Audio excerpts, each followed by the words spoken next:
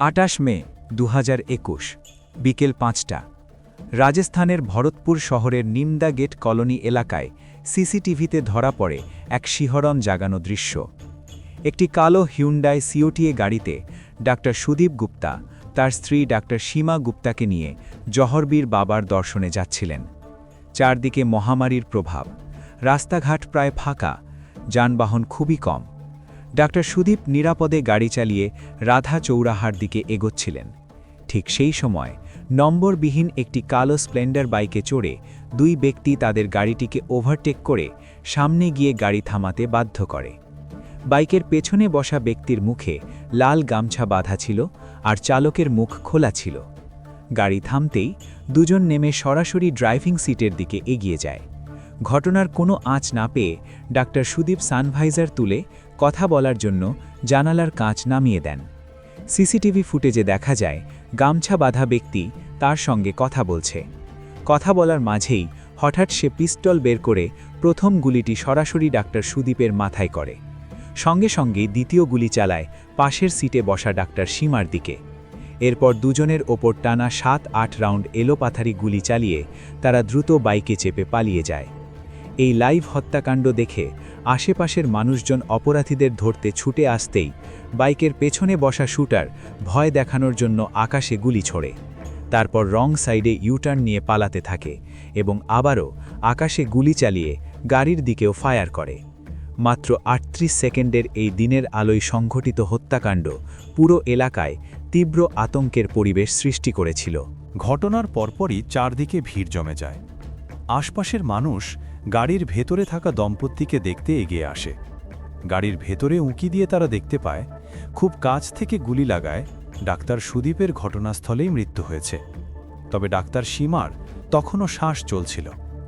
এটা দেখে উপস্থিত লোকজন সঙ্গে সঙ্গে পুলিশে খবর দেয়। কিছুক্ষণের মধ্যেই পুলিশ অ্যাম্বুলেন্স নিয়ে ঘটনাস্থলে পৌঁছে যায় এবং দুজনকে নিয়ে আরবিএম হসপিটালের উদ্দেশ্যে রওনা দেয়। কিন্তু দুর্ভাগ্যজনকভাবে পথেই ডাক্তার সীমা শেষ নিঃশ্বাস ত্যাগ করেন।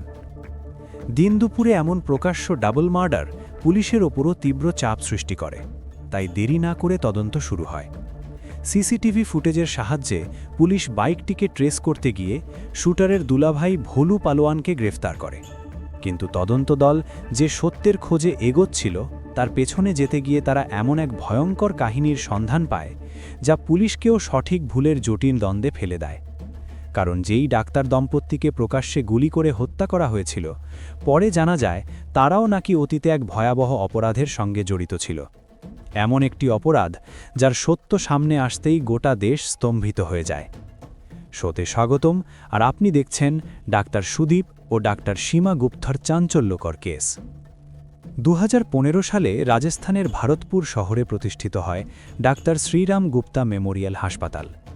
এই হাসপাতালের মালিক ছিলেন ৩৮ বছর বয়সী গাইনোকোলজিস্ট ডাক্তার সীমা গুপ্তা। তার স্বামী ডাক্তার সুদীপ গুপ্তা ছিলেন একজন ফিজিশিয়ান। তিনি কখনো স্ত্রীর হাসপাতালেই, আবার কখনো রাজবাহাদুর মেমোরিয়াল হাসপাতালে রোগী দেখতেন। পেশাগত জীবনে সফল এই দম্পতি ব্যক্তিগত জীবনেও ছিলেন সুখী।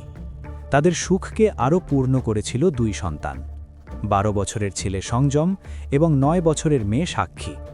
তারা পরিবারসহ নিজেদের হাসপাতালের টপ ফ্লোরেই থাকতেন, যাতে জরুরি পরিস্থিতিতে রোগীদের জন্য সবসময় উপস্থিত থাকতে পারেন। ডাক্তার শ্রীরাম গুপ্তা মেমোরিয়াল হাসপাতালে সবসময় রোগীদের ভিড় লেগেই থাকত, তাই হাসপাতালের ব্যবস্থাপনা সামলাতে ডাক্তার সীমা একজন দক্ষ রিসেপশনিস্ট খুঁজছিলেন। আর এখান থেকেই এই গল্পে প্রবেশ ঘটে ২১ বছর বয়সী দীপা গুর্জরের। তিনি এই চাকরির জন্য আবেদন করেছিলেন। ধোলপুর শহরের বাসিন্দা দীপার খুব অল্প বয়সেই প্রায় ৪ বছর আগে বিয়ে হয়েছিল। তার ২ বছরের একটি ছেলে ছিল সৌর্য। কিন্তু সন্তান জন্মের আনন্দ পাওয়ার পরও তার জীবনে শান্তি ছিল না। তার স্বামী প্রায়ই ঝগড়া বিবাদ করত, অশান্তি সৃষ্টি করত। একদিন রাগের মাথায় সে দীপাকে সন্তানসহ বাড়ি থেকে বের করে দেয়। এরপর থেকেই তাদের ডিভোর্সের মামলা চলতে থাকে। বাধ্য হয়ে নিজের ও ছেলের ভরণপোষণের জন্য দীপা ভারতপুরে চলে আসে এবং কাজের খোঁজ শুরু করে। ঠিক তখনই সে ডাক্তার শ্রীরাম গুপ্তা মেমোরিয়াল হাসপাতালের রিসেপশনিস্ট পদে নিয়োগের খবর জানতে পারে। ডাক্তার সীমা যখন দীপার জীবনের কষ্টের গল্প শোনেন, তখন তার মনে সহানুভূতি জাগে। সাহায্যের হাত বাড়িয়ে দিয়ে তিনি দীপাকে রিসেপশনিস্ট হিসেবে নিয়োগ করেন। এই সুযোগ পেয়ে দীপা ভীষণ খুশি হয়। সে খুব পরিশ্রম ও নিষ্ঠার সঙ্গে নিজের কাজ করতে শুরু করে। ধীরে ধীরে তার সংসারও গুছিয়ে উঠতে থাকে, ছেলের লালন পালনও ঠিকমতো চলতে থাকে। ডাক্তার সুদীপ নিয়মিত এই হাসপাতালেই রোগী দেখতেন, ফলে স্টাফদের সঙ্গে তার প্রতিদিনের কথাবার্তা ছিল। তিনি সব সময় সহকর্মীদের সঙ্গে ভালো ব্যবহার করতেন, যাতে কর্মপরিবেশ ইতিবাচক থাকে এবং সবাই উৎসাহ নিয়ে কাজ করতে পারে। এই সময়ই নতুন যোগ দেওয়া দীপার কাজের প্রতি নিষ্ঠা ডাক্তার সুদীপের নজরে আসে। তিনি যখনই হাসপাতালে আসতেন, দীপার সঙ্গে কথা বলা মিস করতেন না। ধীরে ধীরে দীপারও তার সঙ্গে কথা বলতে ভালো লাগতে শুরু করে। একে অপরের সঙ্গ তাদের আরামদায়ক এবং আনন্দদায়ক মনে হতে থাকে। কাজের সীমায় আবদ্ধ থাকা কথোপকথন ধীরে ধীরে ঘণ্টার পর ঘণ্টা চলতে থাকে। কর্মচারী আর বসের সম্পর্কটা প্রথমে বন্ধুত্বে বদলে গেল, তারপর হাসপাতালের বাইরেও একসঙ্গে সময় কাটানো শুরু হলো। যে সম্পর্কটা শুরুতে শুধু একটা স্বস্তি আর মানসিক ভরসা ছিল, সেটাই নীরব পরিবর্তনের মধ্য দিয়ে ধীরে ধীরে পরকীয়ায় রূপ নিল। কিন্তু হাসপাতাল থেকে শুরু হওয়া এই সম্পর্ক বেশি দিন গোপন থাকল না। কোনোভাবে বিষয়টি ডাক্তার সুদীপের স্ত্রী ডাক্তার সীমার কানে পৌঁছে যায়। তিনি সরাসরি স্বামীকে মুখোমুখি করেন এবং এই সম্পর্কের বিরুদ্ধে দৃঢ়ভাবে দাঁড়ান। স্পষ্টভাবে জানিয়ে দেন দীপার সঙ্গে সব যোগাযোগ বন্ধ করতে হবে এবং এই অধ্যায় এখানেই শেষ করতে হবে। এই আপত্তির পর কিছুদিন দুজনের মধ্যে দূরত্ব তৈরি হয়, কিন্তু ধীরে ধীরে সুদীপ ও দীপা আবার দেখা করতে শুরু করেন। যখন বিষয়টি দ্বিতীয়বার ডাক্তার সীমার কাছে পৌঁছায়, তখন তার ধৈর্য ভেঙে যায়। নিজের সংসার ও সন্তানদের ভবিষ্যৎ রক্ষার জন্য তিনি কঠোর সিদ্ধান্ত নেন, দীপাকে চাকরি থেকে বের করে দেন। ডাক্তার সীমা ভেবেছিলেন দীপা হাসপাতাল থেকে দূরে গেলে সুদীপের সঙ্গে তার যোগাযোগও বন্ধ হয়ে যাবে এবং তার পরিবার রক্ষা পাবে, কিন্তু সেটা ছিল তার ভুল ধারণা। তিনি দীপাকে হাসপাতাল থেকে সরাতে পেরেছিলেন, কিন্তু সুদীপের জীবন থেকে নয়। এরপর সুদীপ ও দীপা লুকিয়ে চুরিয়ে দেখা করতে থাকেন। বিষয়টি আর ডাক্তার সীমার কানে পৌঁছায়নি। চাকরি হারানোর পর দীপার খরচের দায়িত্ব নেন ডাক্তার সুদীপ। তিনি দীপার ছেলে সৌর্যের একটি ভালো স্কুলে ভর্তি করিয়ে দেন এবং নিয়মিত তার ফি পরিশোধ করতে থাকেন। সময়ের সঙ্গে সঙ্গে দীপা ও সুদীপের ঘনিষ্ঠতা এতটাই বেড়ে যায় যে তাদের সম্পর্ক প্রায় স্বামী স্ত্রীর মতো হয়ে ওঠে। আর এই কারণেই নিজের ভবিষ্যতের কথা ভেবে দীপা সুদীপের কাছে আলাদা থাকার জন্য একটি বাড়ির দাবি করতে শুরু করেন, যাতে তিনি নিজের সন্তানকে নিয়ে নিশ্চিন্তে থাকতে পারেন। 2018 সালে ডক্টর সুদীপ ভরতপুরের অভিজাত এলাকা সুরিয়া সিটি টাউনশিপে একটি বড় ভিলা কেনেন, যা তিনি তার স্ত্রী ডক্টর সীমার নামে রেজিস্ট্রি করেছিলেন। পরে যখন দীপা থাকার প্রয়োজনের কথা জানায়, তখন ডক্টর সুদীপ সেই ভিলাতেই দীপাকে থাকার ব্যবস্থা করে দেন। তবে তার মনে সবসময় একটা ভয় কাজ করত, যদি ডক্টর সীমা জানতে পারেন যে বাড়িটিতে অন্য কেউ থাকছে। তাই সত্যিটা লুকোনোর জন্য তিনি সীমাকে বলেন ভিলাটি তিনি এক ব্যাংক ম্যানেজারের কাছে ভাড়া দিয়েছেন। সেই সময় মিথ্যা বলে বিষয়টি চাপা দিতে সক্ষম হলেও তিনি বুঝতে পারেননি এই মিথ্যেই একদিন এমন আগুন হয়ে উঠবে যা শুধু একটি সম্পর্ক নয়, একাধিক জীবনকেই পুড়িয়ে ছাড়খাড় করে দেবে। দীপা তার ছেলে সৌর্যকে নিয়ে সেই ভিলায় থাকতে শুরু করে, আর এই ব্যক্তিগত জায়গার সুযোগ নিয়ে ডক্টর সুদীপ গোপনে সেখানে আসা যাওয়া করতে থাকেন। ধীরে ধীরে ভিলাটি শুধু থাকার জায়গা নয়, বরং তাদের গোপন সম্পর্কের নিরাপদ আশ্রয়ে পরিণত হয়। শুরুর দিকে সবকিছু ঠিকঠাকই চলছিল, কিন্তু চাকরি না থাকায় দীপার মনে ছেলের ভবিষ্যৎ নিয়ে দুশ্চিন্তা বাড়তে থাকে। সেই উদ্বেগকেই সুযোগ হিসেবে নিয়ে সে ডক্টর সুদীপের সামনে নতুন দাবি তোলে, তার জন্য একটি সেলুন খোলার। প্রথমে ডক্টর সুদীপ এই প্রস্তাব এড়িয়ে যান। তার আশঙ্কা ছিল এত বড় খরচ করলে ডক্টর সীমা সন্দেহ করতে পারেন। সেই ভয়েই তিনি দীপার জেদ বারবার এড়িয়ে যেতে থাকেন। কিন্তু দীপার চাওয়ার তালিকা সেখানেই থেমে থাকেনি। কয়েকদিন পরপরই নতুন চাহিদা, নতুন খরচ, নতুন স্বপ্ন সামনে আসতে থাকে। দীপা খুব ভালো করেই জানত ডক্টর সুদীপ শেষ পর্যন্ত তাকে না বলতে পারবেন না। সময়ের সঙ্গে সঙ্গে সুদীপের ভয় কমতে থাকে আর বাধ্যবাধকতা বাড়তে থাকে। অবশেষে দীপার খুশির জন্য তিনি সেলুন ও স্পা সেটআপ করার কাজে লেগে পড়েন। সেলুনের সেটআপ চলাকালীন দীপা যখনই টাকা চাইত, ডক্টর সুদীপ কোনো প্রশ্ন না করেই সরাসরি তার অ্যাকাউন্টে টাকা ট্রান্সফার করে দিতেন। অবশেষে 1 নভেম্বর 2019 তারিখে আয়েশা সেলুন অ্যান্ড স্পা সেন্টারের উদ্বোধনের দিন ঠিক হয়। প্রচারের জন্য আমন্ত্রণপত্র ছাপানো হয় এবং বিন্দুমাত্র দ্বিধা না করে সেখানে চিফ গেস্ট হিসেবে ডক্টর সুদীপ গুপ্তার নাম ছাপানো হয়। এটি শুধু একটি উদ্বোধনী অনুষ্ঠান ছিল না, এটি ছিল দীপার এক প্রকার ইঙ্গিত যে ডক্টর সুদীপ তার প্রতিটি চাওয়া, প্রতিটি ইচ্ছা এবং প্রতিটি সিদ্ধান্তে বিনা প্রশ্নে পাশে থাকবেন। সেলুনটি উদ্বোধন হয়ে যায় এবং দীপা পূর্ণ উদ্যম আর নিষ্ঠার সঙ্গে ব্যবসা পরিচালনা করতে শুরু করে। সবকিছু পরিকল্পনা মাফিক এগোচ্ছিল, কিন্তু মাত্র 4 দিন পর 6 নভেম্বর 2019 ভাগ্য এমন এক মোড় নেয় যেখান থেকে পুরো গল্পের গতিপথ বদলে যায়। সেদিন ডক্টর সীমার হাতে এসে পড়ে আয়েশা সালুন অ্যান্ড স্পা সেন্টারের আমন্ত্রণপত্র। কার্ডে লেখা লোকেশন এবং চিফ গেস্ট হিসেবে ছাপা ডক্টর সুদীপের নাম দেখেই যেন এক মুহূর্তে সবকিছু পরিষ্কার হয়ে যায় তার কাছে। একের পর এক সব কড়ি মিলতে শুরু করে। এতদিন ধরে শোনা সব মিথ্যা হঠাৎ করেই নগ্ন সত্য হয়ে সামনে এসে দাঁড়ায়। ডক্টর সীমা বুঝতে পারেন ভিলাটি কোনো ব্যাংক ম্যানেজারের কাছে ভাড়া দেওয়া হয়নি, বরং সেটি দীপাকেই দেওয়া হয়েছে। এই সত্য তার রাগ ও ক্ষোভকে চরমে পৌঁছে দেয়। স্বামীর মিথ্যা ও প্রতারণায় ক্লান্ত হয়ে তিনি বিষয়টি শাশুড়ি সুলেখা গুপ্তাকে জানান। প্রথমে ডক্টর সুদীপের সঙ্গে কথা বলার চেষ্টা করেন, কিন্তু ডক্টর সুদীপ আগের মতোই কৌশলী ভঙ্গিতে পরিস্থিতি সামাল দেন। মায়াভরা কথায় তিনি পুরো সম্পর্কের কথা অস্বীকার করেন। ছেলের প্রতি অগাধ স্নেহে অন্ধ সুলেখা সেই মিথ্যাকেই সত্য বলে মেনে নেন এবং এরপর আর কোনো প্রশ্ন তোলেননি। কিন্তু ডক্টর সীমা এখানেই থামার মানুষ ছিলেন না। সত্য সামনে আনার জন্য তিনি শাশুড়িকে সেই আমন্ত্রণপত্র দেখান, যেখানে ডক্টর সুদীপের নাম স্পষ্টভাবে ছাপা ছিল। ছেলের সাদা মিথ্যার মুখোশ খুলে যেতে সুলেখার রাগ বিস্ফোরিত হয়। এবার ছেলেকে বোঝানোর বদলে তিনি সরাসরি দীপার মুখোমুখি হওয়ার সিদ্ধান্ত নেন। পরদিন 7 নভেম্বর 2019 সন্ধ্যায় ডক্টর সীমা ও তার শাশুড়ি সুলেখা অটোরিকশা করে সুরিয়া সিটি টাউনশিপের উদ্দেশ্যে রওনা দেন। দুজনের মনেই তখন রাগ, সন্দেহ আর প্রতারণার তীব্র ঝড় বইছে। ভিলায় পৌঁছে তারা সরাসরি ভেতরে ঢুকে পড়েন। দীপাকে দেখা মাত্র কথাবার্তা দ্রুতই তর্কে, আর তর্ক থেকে তীব্র সংঘর্ষে রূপ নেয়। অভিযোগ, চিৎকার, গালাগালিজের মাঝেই তারা দীপাকে বাড়ি ছেড়ে চলে যেতে বলেন, কিন্তু দীপা স্পষ্ট জানিয়ে দেয় সে বাড়ি ছাড়বে না। এই মুহূর্তে ডক্টর সীমার ধৈর্য ভেঙে যায়। রাগের মাথায় তিনি দীপার উপর হাত তোলেন। ধস্তাধস্তি আর চিৎকারের মধ্যে কোনো মতে দীপা নিজেকে ছাড়িয়ে কাঁপা হাতে ডক্টর সুদীপকে ফোন করে। যখন সুদীপ জানতে পারেন যে তার স্ত্রী ও মা দীপার কাছে পৌঁছে গেছেন, তখন তিনি বিচলিত হয়ে পড়েন।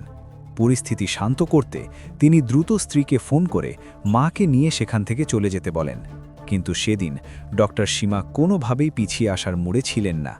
এই নিয়ে ফোনে দুজনের মধ্যে তীব্র বাগবিতণ্ডা শুরু হয়। শেষমেশ পরিস্থিতি সামাল দিতে ডক্টর সুদীপ হাসপাতাল থেকে সরাসরি ভিলার দিকে রওনা দেন। এদিকে ডক্টর সীমা রাগে সম্পূর্ণ নিয়ন্ত্রণ হারিয়ে ফেলেছিলেন। মনে মনে তিনি স্থির করে ফেলেন আজই এই গল্পের ইতি টানবেন। সেই উদ্দেশ্য নিয়েই তিনি ব্যাগে করে স্পিরিটের বোতল নিয়ে এসেছিলেন। এরপর তিনি শাশুড়ি সুলেখার সাহায্যে প্রথমে দীপা ও তার শিশুপুত্রকে রান্নাঘরে আটকে রাখেন। তারপর সোফা, পর্দা ও আসবাবপত্রে স্পিরিট ছিটিয়ে পুরো ভিলায় আগুন ধরিয়ে দেন। বাড়িতে আগুন লাগানোর পর ডাক্তার সীমা তার শাশুড়ি সুলেখাকে নিয়ে দ্রুত সেখান থেকে বেরিয়ে যান। আগুনের লেলিহান শিখা দেখে আশপাশের মানুষ আতঙ্কিত হয়ে জড়ো হতে শুরু করে। ভিড় জমতে দেখেই ডাক্তার সীমা উচ্চস্বরে চিৎকার করে বলেন, বাঁচতে পারলে বাঁচো। এই কথা বলেই দুজনে স্থান ত্যাগ করেন। এদিকে আগুনে আটকে পড়া দীপা ও তার ছোট ছেলে সূর্য প্রাণ ভিক্ষা করে চিৎকার করতে থাকে। জ্বলন্ত দেওয়ালের মাঝে তাদের আর্তনাদ প্রতিধ্বনিত হচ্ছিল। কিন্তু আগুনের ভয়াবহতা এতটাই ছিল যে কেউ সামনে এগিয়ে যাওয়ার সাহস পাচ্ছিল না। কোনো উপায় না দেখে দীপা নিজের ও ছেলের প্রাণ বাঁচাতে তার 21 বছর বয়সী ভাই অনুজ গুর্জরকে ফোন করে।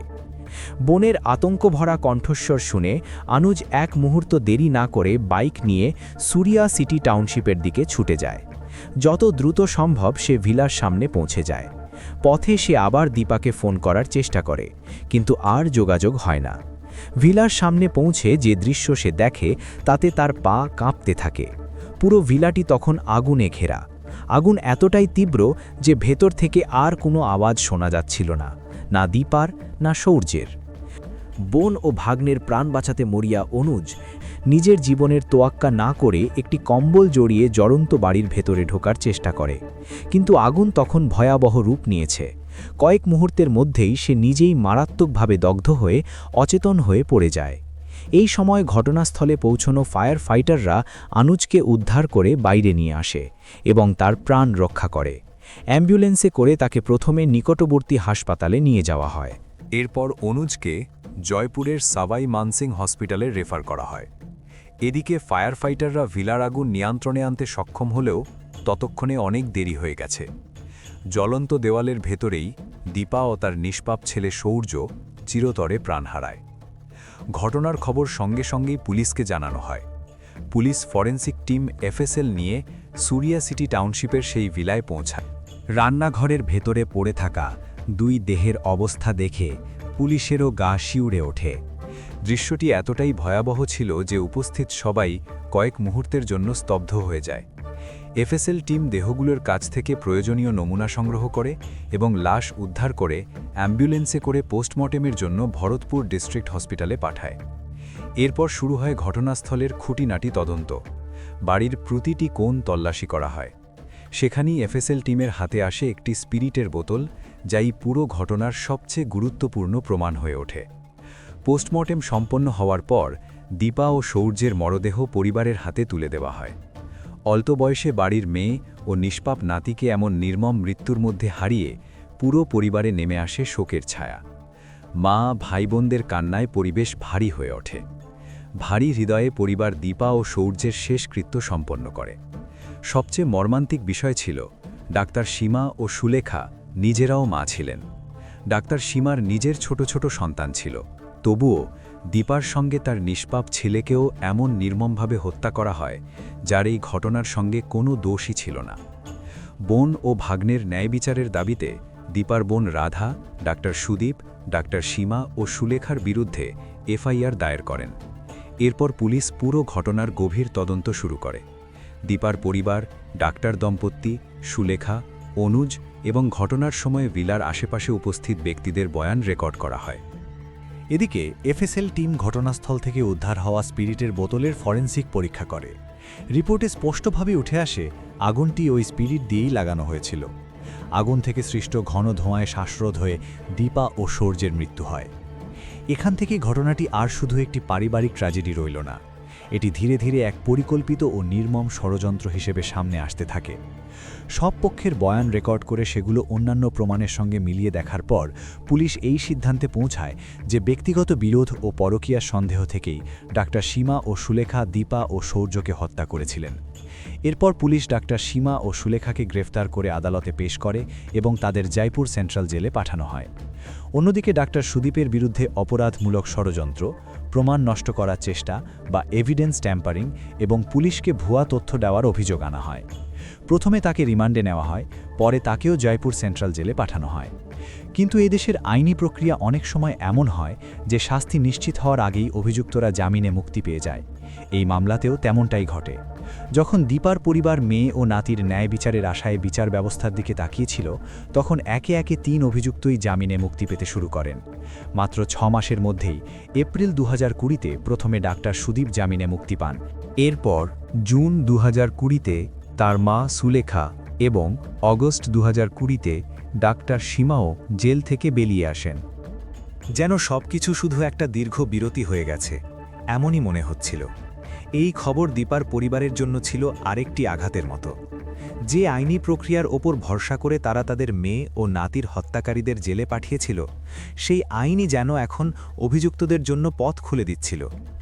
যখন এই বিষয়টি দীপার ভাই অনুজের কানে পৌঁছায়, তার ভেতরে জমে থাকা রাগ ধীরে ধীরে বিস্ফোরিত হতে থাকে। অনুজ তার বোন ও ভাগ্নেকে গভীরভাবে ভালোবাসত। তাদের বাঁচাতে সে নিজের জীবন বাজি রেখে জ্বলন্ত বাড়ির ভেতরে ঝাঁপ দিয়েছিল, কিন্তু তাদের বাঁচাতে না পারার ব্যর্থতা সে নিজের কাঁধে তুলে নেয় এবং নিজেকেই দোষী ভাবতে থাকে। এমন পরিস্থিতিতে অভিযুক্ত ডাক্তার পরিবারের মুক্তির খবর তার ক্ষোভকে আরও বাড়িয়ে তোলে। সেই রাগ ও আক্রোশের মধ্যেই সে ডাক্তার পরিবারের ওপর চাপ সৃষ্টি ও হুমকি দিতে শুরু করে। কিন্তু বাস্তবতা ছিল ভিন্ন।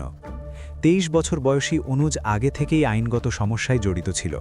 মাত্র 16 বছর বয়সে সে কিশোর সংশোধনাগারে গিয়েছিল। তার বিরুদ্ধে রুডওয়াল পুলিশ স্টেশনে ফায়ারিংয়ের মামলা চলছিল এবং পাশাপাশি ডাকাতি ও হামলার মতো একাধিক অভিযোগও তার বিরুদ্ধে রেকর্ডে ছিল। ধীরে ধীরে যা শুরু হয়েছিল বোনের ন্যায় বিচারের জন্য প্রতিশোধের আবেগ থেকে, সেটাই রূপ নেয় টাকা উপার্জনের এক উপায়ে। পরিস্থিতি বদলে যায়। এখন লড়াই আর ন্যায় বিচারের জন্য নয়, বরং বোন ও তার ছেলের মৃত্যুকে ব্যবহার করে অর্থ আদায়ের কৌশলে পরিণত হয়। সত্য ছিল, অনুজের উদ্দেশ্য ও মনোভাব বদলে গিয়েছিল। সে দীপার পরিবারের পক্ষ থেকে মামলা তুলে নেওয়ার কথা বলে ডাক্তার দম্পতির কাছে 50 লাখ টাকার দাবি করে। এই কারণে ডিসেম্বর 2020, জানুয়ারি 2021, মার্চ 2021 এবং 8 মে 2021 এই তারিখগুলোতে দীপার পরিবারের কেউই আদালতে সাক্ষ্য দিতে উপস্থিত হয়নি। প্রতিটি নির্ধারিত তারিখে চুক্তি অনুযায়ী ডাক্তার পরিবার অনুজকে টাকা দিতে থাকে। কিন্তু সময়ের সঙ্গে সঙ্গে অনুজের লোভ আরও বাড়তে থাকে। 50 লাখ টাকা তার কাছে কম মনে হতে শুরু করে। এরপর সে 1 কোটি টাকার দাবি তোলে, এককালীন পরিশোধের শর্তে। শুধু তাই নয়, সে হাসপাতালটিও তার নামে লিখে দেওয়ার দাবি জানায়। ডাক্তার দম্পতি এই দাবি সরাসরি অস্বীকার করেন, আর এখান থেকেই অনুজ ও ডাক্তার সুদীপের মধ্যে টাকার বিষয় নিয়ে তীব্র উত্তেজনা ও বিরোধ শুরু হয়। রাগ, ক্ষোভ ও হতাশার চাপে অনুজ এক ভয়ঙ্কর সিদ্ধান্ত নেয়, ডাক্তার দম্পতিকে শেষ করে দেওয়ার পরিকল্পনা। এই সিদ্ধান্ত বোনের জন্য ন্যায় বিচারের আবেগ থেকে নয়, বরং টাকার প্রতি বাড়তে থাকা লোভ ও স্বার্থপরতার ফল হিসেবে সামনে আসে। অনুজ নিজেও এক অপরাধ জগতের সঙ্গে যুক্ত ছিল। তার দুলাভাই দৌলত গুর্জর, যিনি ভোলু পালোয়ান নামে পরিচিত, সুদের ব্যবসা ও অর্থ ধার দিয়ে টাকা আদায়ের কাজ করতেন। অনুজের মামাতো ভাই মহেশ কাসানা সেই ভোলু পালোয়ানের হয়ে কাজ করত, যার কাজ ছিল যারা সময় মতো সুদ বা আসল টাকা ফেরত দিতে পারত না, তাদের কাছ থেকে হুমকি ধমকি দিয়ে টাকা আদায় করা। ডাক্তার দম্পতিকে হত্যার ষড়যন্ত্রে অনুজ প্রথমে এই নিকটজনদের কাছেই সাহায্য চায়। পরিকল্পনায় আরও যোগ দেয় তার আরেক আত্মীয় নির্বাণ সেন। নির্বাণ শুধু পাশে থাকার প্রতিশ্রুতিই দেয়নি, বরং সবার জন্য নিজের জায়গায় আশ্রয়ের ব্যবস্থাও করে দেয়, যাতে কারো সন্দেহ না হয় এবং পরিকল্পনা নির্বিঘ্নে এগোতে পারে। সেখানেই বসে সবাই মিলে ডাক্তার দম্পতিকে হত্যা করার ষড়যন্ত্র সাজাতে শুরু করে। অনুজ জানত ডাক্তার দম্পতি প্রায়ই জাহারবীর বাবা টেম্পলে দর্শনে যেতেন, তাই সে নির্বাণ সিংয়ের সঙ্গে মিলে তাদের গতিবিধির উপর নজরদারি শুরু করতে থাকে। দিনের পর দিন তাদের চলাফেরা, সময়সূচি ও যাতায়াতের পথ পর্যবেক্ষণ করা হয়। নজরদারির সময় অনুজ লক্ষ্য করে যে বিকেল প্রায় 5টার দিকে ডাক্তার দম্পতি প্রায়ই নিমদা গেট এলাকা দিয়ে যাতায়াত করেন। সেখানেই আঘাত হানার সিদ্ধান্ত চূড়ান্ত করে সে। হত্যার জন্য অস্ত্রের ব্যবস্থাও হয়ে যায়। অনুজের মামাতো ভাই মহেশ কাসানার কাছে থাকা লাইসেন্সবিহীন বন্দুকই এই পরিকল্পনার প্রধান হাতিয়ার হিসেবে ঠিক করা হয়। এখন শুধু দরকার ছিল একটি গাড়ির। সেই গাড়ির ব্যবস্থা করার দায়িত্ব নেয় ভোলু পাহলওয়ান। সুদের ব্যবসায় প্রায়ই মানুষ টাকা পরিশোধ করতে না পারলে তাদের জিনিসপত্র বন্ধক রেখে যায়। এমনই এক ব্যক্তি তার স্প্লেন্ডার বাইক বন্ধক রেখে গিয়েছিল, যা ভোলু পরে অনুজের হাতে তুলে দেয়। মহামারীর কারণে তখন দেশ জুড়ে লকডাউন চলছিল এবং 8 জুন পর্যন্ত চারদিকে বিধিনিষেধ কার্যকর ছিল। তাই অনুজ 28 মে 2021 তারিখকে হত্যাকাণ্ডের জন্য চূড়ান্ত দিন হিসেবে ঠিক করে। 28 মে 2021 বিকেল প্রায় 4টের দিকে অনুজ ও মহেশ কাসানা বাইক নিয়ে বের হয়। অনুজ নিজের মুখ লাল গামছা দিয়ে ঢেকে নেয়, যাতে ডাক্তার দম্পতি তাকে চিনতে না পারেন, এবং স্প্লেন্ডার বাইক চালানোর দায়িত্ব দেয় মহেশকে। বিকেল প্রায় 5টার দিকে তারা ডাক্তার দম্পতির পিছু নিতে শুরু করে। যখন তারা নিমডা গেট এলাকায় পৌঁছায়, তখন মহেশ বাইক দিয়ে গাড়িটিকে ওভারটেক করে থামায়। এরপর অনুজ গাড়ির ভেতরে থাকা ডাক্তার সুদীপ ও ডাক্তার সীমার ওপর তীব্র গুলি চালিয়ে দিনের আলোতে নির্মমভাবে তাদের হত্যা করে। হামলার পর তারা দ্রুত সেখান থেকে পালিয়ে যায়। মহামারীর সময় দেশ জুড়ে সীমাবদ্ধতা ও পুলিশি নজরদারি থাকায় এই প্রকাশ্য গুলিবর্ষণ পুলিশ প্রশাসনকে প্রশ্নের মুখে ফেলে দেয়। চাপ বাড়তে থাকে, তাই পুলিশ দেরি না করে তদন্ত শুরু করে এবং সিসিটিভি ফুটেজের সাহায্যে হত্যাকাণ্ডে ব্যবহৃত বাইকটি ট্রেস করার চেষ্টা করে। 36 ঘণ্টা পার হলেও পুলিশের হাতে তেমন কোনো অগ্রগতি আসে না। তাদের সামনে একটাই সূত্র ছিল, কালো স্প্লেন্ডার বাইক। এই বাইককেই ট্র্যাক করতে করতে 30 মে 2021 পুলিশ ভোলু পেহলওয়ান ও নির্বাণ সিংয়ের কাছে পৌঁছে যায়। এই দুইজনকে গ্রেফতার করার পর পুলিশের কাছে স্পষ্ট হয়ে যায় এটি ছিল একটি এক্সটর্শন ও প্রতিশোধমূলক হত্যাকাণ্ডের পরিকল্পিত ঘটনা। এরপর সিসিটিভি ফুটেজে দেখা যাওয়া মহেশ কাসানা ও অনুজ গুর্জরকে শনাক্ত করে পুলিশ তাদের খোঁজে অভিযান শুরু করে। 30 মে 2021 ভোলু পালোয়ান ও নির্বাণ সিংয়ের স্বীকারোক্তির পরপরই পুলিশ একই দিনে মহেশ কাসানাকেও গ্রেপ্তার করে, কিন্তু অনুজ তখনও পলাতক ছিল। তাই ভরতপুরের আইজি প্রসন্ন কুমার অনুজের নামে ৫,০০০ টাকার পুরস্কার ঘোষণা করেন। অনুজ কোনো মোবাইল ফোন ব্যবহার করছিল না, ফলে তাকে খুঁজে বের করা পুলিশের জন্য আরও কঠিন হয়ে পড়ে। তাকে ধরতে পুলিশ ২টি দল গঠন করে ধোলপুর ও কারৌলি এলাকায় পাঠায়, কিন্তু সেখানেও কোনো সাফল্য মেলে না। পুলিশ অনুজের আত্মীয় স্বজনদের বাড়িতেও তল্লাশি চালায়, তবে সেখান থেকেও কোনো গুরুত্বপূর্ণ সূত্র পাওয়া যায়নি। কয়েকদিন পর ১২ই জুন ২০২১ পুলিশ তাদের তথ্যদাতার মাধ্যমে খবর পায় যে অনুজকে ধোলপুর এলাকায় দেখা গেছে। এই খবর পাওয়ার সঙ্গে সঙ্গেই ধোলপুর পুলিশ, ভরতপুর পুলিশ ও কারৌলি পুলিশের একটি যৌথ অভিযান শুরু হয়। ১৩ই জুন ২০২১ ভোর ৫টার দিকে পুলিশ ভরতপুর শহরের প্রবেশপথ থেকে প্রায় ৪ কিলোমিটার আগে এবং শহরের ভেতরে যাতায়াতের বিভিন্ন গুরুত্বপূর্ণ রাস্তায় ব্যারিকেড বসিয়ে যানবাহন তল্লাশি শুরু করে। অবশেষে পুলিশের এই দ্রুত ও সমন্বিত অভিযানের ফল মেলে।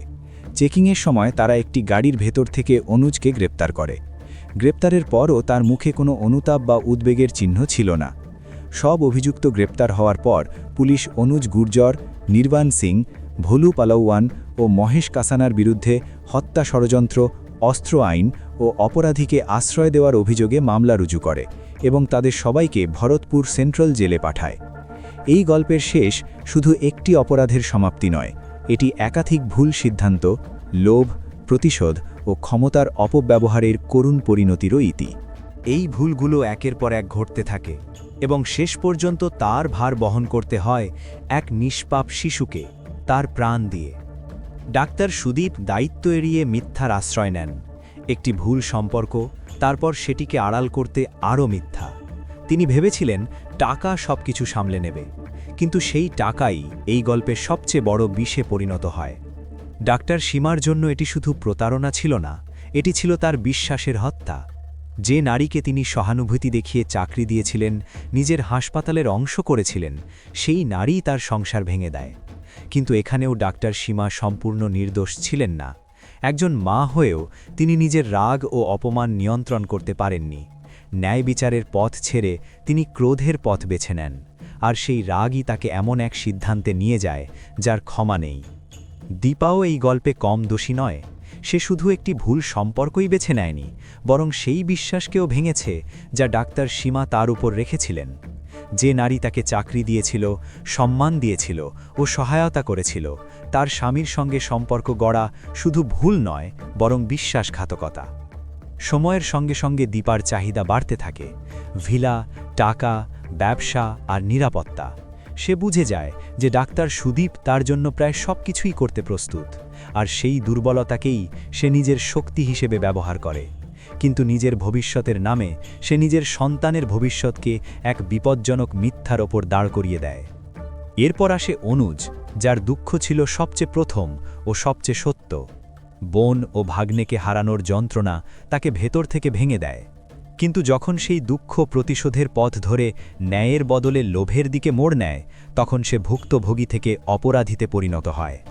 প্রতিশোধের নামে সে টাকার দর কষাকষি শুরু করে এবং যখন টাকা কম মনে হয় তখন সে রক্তের দাম চায়।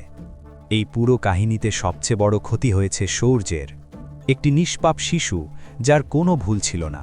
না সে কারো বিশ্বাস ভেঙেছে, না কাউকে হুমকি দিয়েছে, তবুও সে প্রাণ হারায় বড়দের ভুল, লোভ ও অহংকারের আগুনে। এই গল্প শুধু অপরাধের নয়, এটি এক কঠিন সতর্কবার্তা। যখন সম্পর্কের সীমা ভেঙে যায়, যখন রাগ আইনের চেয়ে বড় হয়ে ওঠে, যখন লোভ দুঃখকে ছাড়িয়ে যায়, তখন সবচেয়ে আগে নিষ্পাপরাই হারিয়ে যায় এবং ন্যায় বিচার শুধু কাগজে বেঁচে থাকে।